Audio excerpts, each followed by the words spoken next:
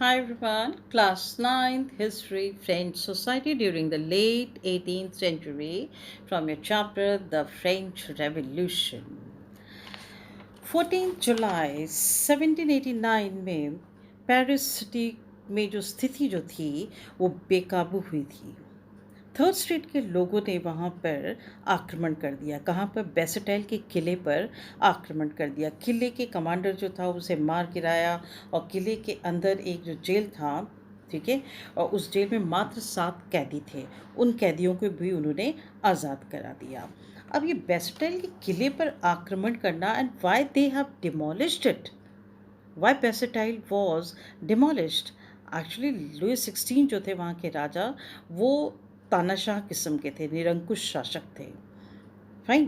तो people they did not liked, उन बिल्कुल पसंद उनको नहीं करते थे लुइस 16 को, और इसीलिए वो बेसिटाइल किले को भी बहुत हेट करते थे, because it stood for despotic power of the king. So people, they showed their anger like this only. But they hated the Basile fort, so they attacked and demolished it.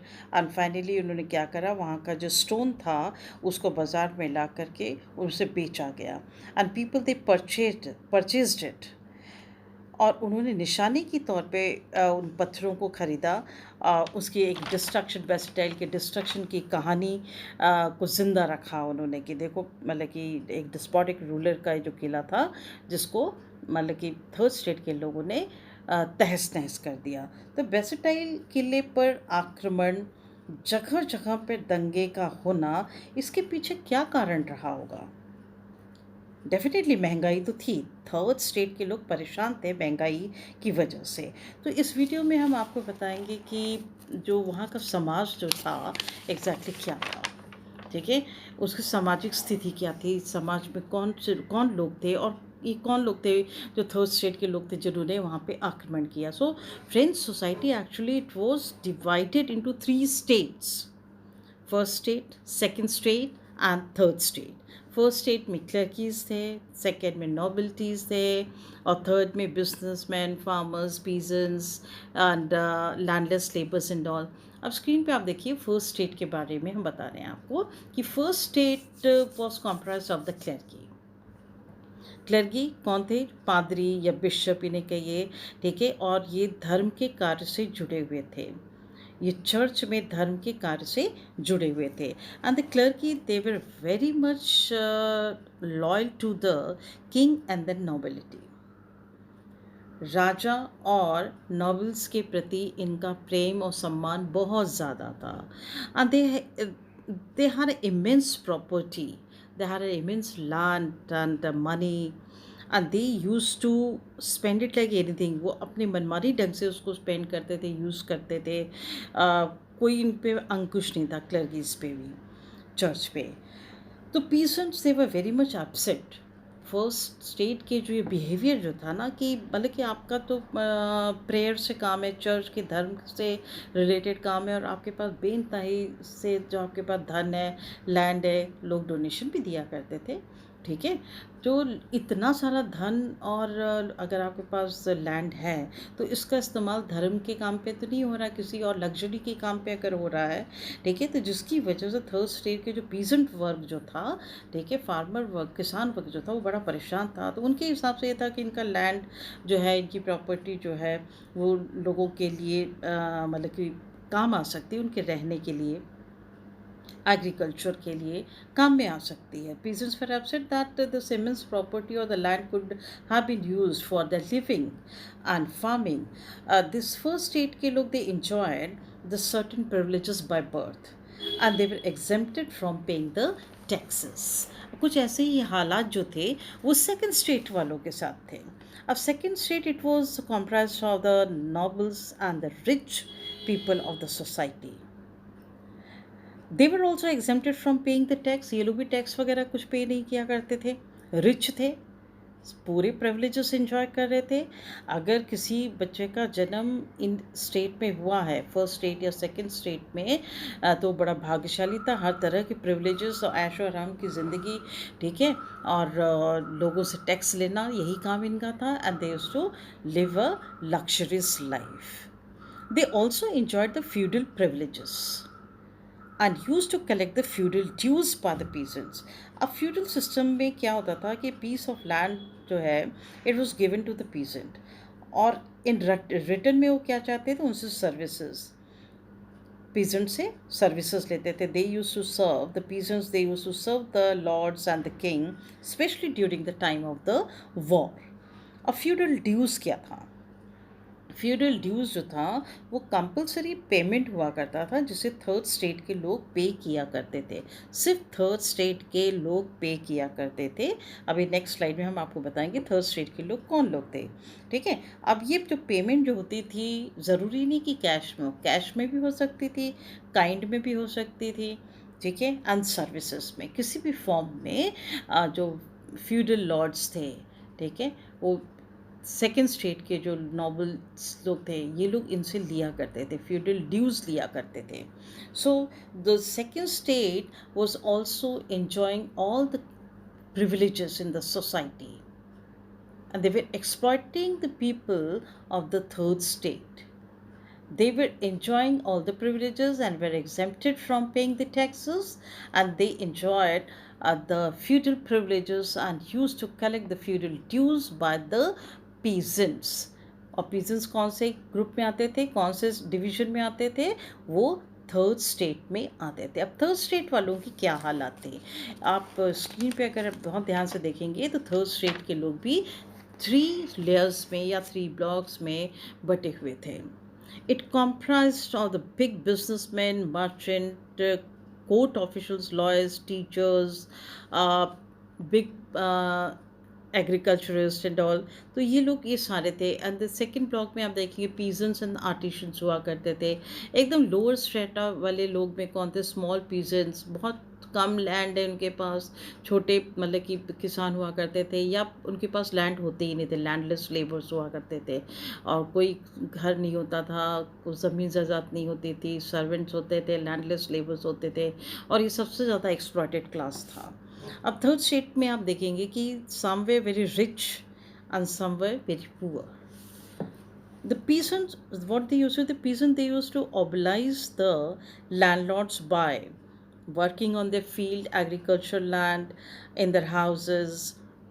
They used to serve in army also during the time of the war, and they used to participate in building the roads, building the many buildings or the palaces या church कुछ भी अगर बनाना है तो इस तरह के road construction and building constructions में भी जो है इन्हें मतलब कि वहाँ पे भी काम कराया जाता था. लॉन्ग आवर्स ऑफ वर्किंग हुआ करते थे और इनको तनख्वाहें या इनके जो पैसे जो हुआ करते थे बहुत कम हुआ करते थे. लेकिन ये लोग टैक्स पेयर्स थे.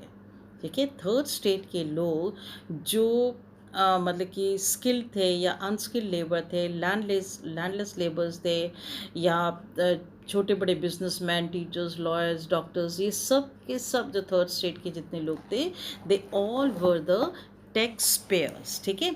अब इस सोसाइटी को आप देखिए, फर्स्ट स्टेट और सेकंड स्टेट, ठीक है, बहुत ही लग्जरियस लाइफ ये लोग लीड कर रहे थे. फर्स्ट में कौन थे? क्लेर्गी. सेकंड में नॉबिलिटी, कितना एंजॉय कर रहे थे. They were exempted from the taxes and all. ठीक है. And they were exploiting both the state, they were exploiting the third state. सबसे ज़्यादा धन संपत्ति ज़मीन ज़रात फर्स्ट और सेकंड स्टेट के हाथ में थी और थर्ड स्टेट वाले काम कर रहे थे और टैक्स भी पे कर रहे थे. अब इनका राजा कौन था? राजा कौन था? द फ्रांस की बर्बन फैमिली के लुई 16 जो थे 1774 में फ्रांस के राजा बने थे. और जब ये राजा बने तो उनको क्या मिला? उनको एम्प्टी ट्रेजरी मिली, खाली खजाना मिला. तानाशाही थे, तानाशाह रूलर थे ये बहुत ज़्यादा. ठीक है. और थर्ड स्टेट के लोग इनसे बिल्कुल खुश नहीं थे, ना खुश थे इनसे. ठीक है. बिल्कुल भी नहीं खुश थे. तो 20 साल की, मात्र 20 साल की उम्र में इनकी शादी जो है मैरी एंटोनेट से हुई, जो ऑस्ट्रिया की राजकुमारी हुआ करती थी. ठीक है. बहुत ही खूबसूरत थी और बहुत कम उम्र में इनकी शादी हो गई थी लुई 16 की. अब लुई 16 जब राजा बने तो राजकोष जो था, शाही खजाना जो था वो खाली मिला on ascending the throne of the France the Louis 16 found that empty treasury. अब इसके पीछे रीज़न क्या था कि मतलब कि जो टैक्स का पैसा था, लोगों से लिया हुआ जो पैसा था, वो खाली क्यों हो गया, एक सही दिशा में उसका इस्तेमाल क्यों नहीं हुआ, थर्ड स्टेट के डेवलपमेंट के लिए क्यों नहीं हुआ। वो ना खुश इसीलिए थे, वो लोग ज़्यादा खुश नहीं थे थर्ड स्टेट के लिए, थर्ड स्टेट वाले। तभी तो उन्होंने बेस्टाइल फोर्ट पे आक्रमण कर दिया था जो 14 जुलाई 1789 को। Got it. तो रीज़न इसके पीछे क्या था, the financial resources of the France had drained out due to long years of war. कोई भी वॉर होती थी बहुत लंबी चला करती थी, और जहाँ कहीं भी वॉर होगी तो आर्मी मेंटेनेंस पे, उनके खाने पीने पे, कपड़ों पे, बहुत सारी चीज़ों पे जो है पैसा खर्च होता है। दूसरा रीज़न ये था कि बहुत ही लेविश लाइफ लीड करना, एंड कोर्ट और पैलेस की जो शान शौकत थी उसको मेंटेन करने में फिजूल खर्चे, उसके सजावट में, उनकी रख रखावट में जो फिजूल खर्चे थे उसमें जो है बहुत ज़्यादा खर्चा हुआ। The high cost of maintaining the extravagant court at the immense palace of Versailles also added to the financial drain. Third कारण क्या था, तीसरा कारण, जो फ्रांस जो था उसने हेल्प करा अमेरिका को। ठीक है, अमेरिका की 13 कॉलोनीज़ को, 13 अमेरिकन कॉलोनीज़ को फ्रांस ने हेल्प करा। अब ये 13 कॉलोनीज़ जो अमेरिकन कॉलोनीज़ थी, ये अपनी आज़ादी की लड़ाई लड़ रही थी। किससे आज़ादी चाहिए थी इन्हें? ब्रिटेन से आज़ादी चाहिए थी। और फ्रांस और ब्रिटेन में तो शुरू से ये दोनों राइवलरी रहे। ठीक है, तो वो दुश्मनी निकालने का बहुत अच्छा तरीका था। उन्होंने कहा ठीक है, हम 13 अमेरिकन कॉलोनीज़ को हम हेल्प करते हैं। तो बेइंतहाई से इनको जो है खूब पैसा देते गए, जितना इनको चाहिए था वॉर में देते गए। और उससे क्या हुआ कि फ्रांस खुद जो है कर्जे में डूब गया। More than 2 billion levers, levers क्या है, वहाँ की करेंसी है। ठीक है, करेंसी का नाम है। ठीक है, लेवर्स। तो जो लेंडर्स थे, अब वो जो जिन्होंने लोन दिया हुआ था, lenders they started demanding 10% interest on the loan. अब लोन को पे करना है, ये बड़ी मुसीबत आ गई, बहुत जल्दी पे करना है, कैसे करेंगे। और उसके साथ जो मतलब कि आपको लोन भी, मतलब कि जो कर्जा लिया उसको भी देना है, और साथ साथ में जो मेंटेनेंस है कोर्ट की, and maintenance of army, government officers, universities, इन सब को मेंटेन करना है। और बड़ा लेविश लाइफ भी आप लीड कर रहे हैं, राजा साहब और नोबल एंड ऑल।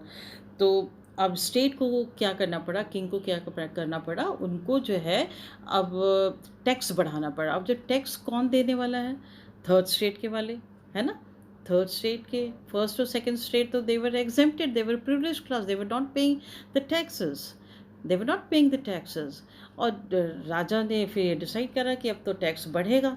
और सिर्फ राजा ही नहीं ले रहा था टैक्स, यहाँ पे तो चर्च भी ले रहे थे। ठीक है, church also use to impose taxes on the peasant. Peasant के ऊपर भी जो है वो टैक्स था। उनको 1/10 ऑफ द एग्रीकल्चर प्रोड्यूस जो भी होता था उनको देना पड़ता था। Finally all the members of the third state they have to pay the taxes to the state also. उसको टैली बोलते थे। ठीक है, इसको देना पड़ता था। तो tax payment it was made by the third state. Fine. अब आपके स्क्रीन पे आप देखेंगे 2 क्वेश्चंस हैं। Please try to do it. Write about the division of the French society before French revolution, and empty treasury क्यों थी France की जब लुइस 16 आए। ठीक है, तो ये आप दोनों क्वेश्चन करिएगा। Thank you so much for listening. Keep on reading the NCERT book.